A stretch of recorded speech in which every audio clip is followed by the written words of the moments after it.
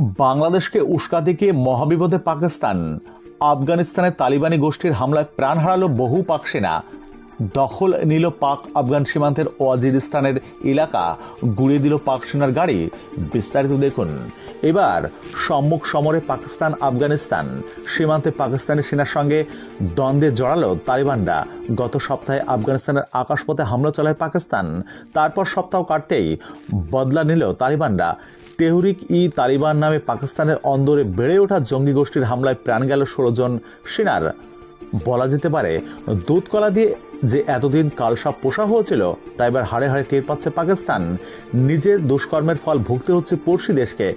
মুচকি হেসে ঝঞ্ঝা থেকে সরিয়ে রাখল নয়াদিল্লি। অবশ্য তালিবানদের সঙ্গে পাকিস্তান যদি যুদ্ধ বাঁধায় তার প্রভাব এদেশে এসে পড়বে বলেই মত গোয়েন্দাদের। উল্লেখ্য, আফগান প্রতিরক্ষা মন্ত্রক সূত্রে খবর, তালিবানদের উপর ক্রমাগত হামলা চালিয়ে যাচ্ছে পাকিস্তান। তলে তলে সীমান্তে বাড়াচ্ছে সেনাও।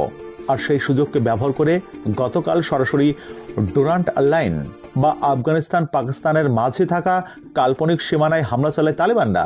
মৃত্যু হয় 29 জন পাকিস্তানি সেনার। হামলার মাঝে প্রাণ যায় 3 আফগান নাগরিকের।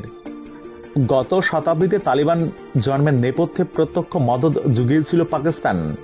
তালিবানদের হাতে ধরে বন্দুক ধরা থেকে বোমা বানানোর কাজ শিখিয়েছিল খোদ পাক ফৌজ ও সে দেশের গুপ্তচর সংস্থা।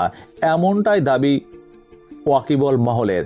পাক মদতেই আফগানিস্তানে নিজেদের দাপট ফিরে পায় তালিবানরা।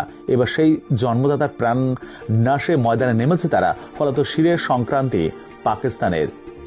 কিন্তু কেন? আন্তর্জাতিক বিশেষজ্ঞদের মতে পাকিস্তান ও আফগানিস্তানের মধ্যে চলা সকল দ্বন্দ্বের নেপথ্যে একটি কারণ, দুদেশের মধ্যে থাকা কাল্পনিক সীমারেখা বা ডুরান্ট লাইন। পাশাপাশি পাক প্রদেশের মধ্যে থাকা খাইবার পাখতুনখোয়াকেও নিজেদের এলাকা বলে দাবি করে আসে আফগানিস্তানের বর্তমান শাসক গোষ্ঠী তালিবানরা। আর এই দুই এলাকা ঘিরেই যত বিপত্তি। এদিকে পাকিস্তান আফগানিস্তান সীমান্তের ওয়াজিরিস্তান এলাকার বহু অংশ দখল নিল আফগানিস্তান। পাকিস্তান বাহিনীকে হত্যা করে তাদের ভাগিয়ে দিয়ে এই জায়গায় দখল নিল আফগান সেনা। পাকিস্তান সেনার গাড়ি ল্যান্ড মাইন দিয়ে উড়িয়ে দিয়ে আনন্দে উল্লাসে মেতে ওঠে তারা। আর এটাকেই বলে কর্মের ফল। কাশ্মীর চাই করতে করতে নিজেদের ভূখণ্ড কখন দখল হয়ে যাবে পাকিস্তান ধরতেই পারবে না।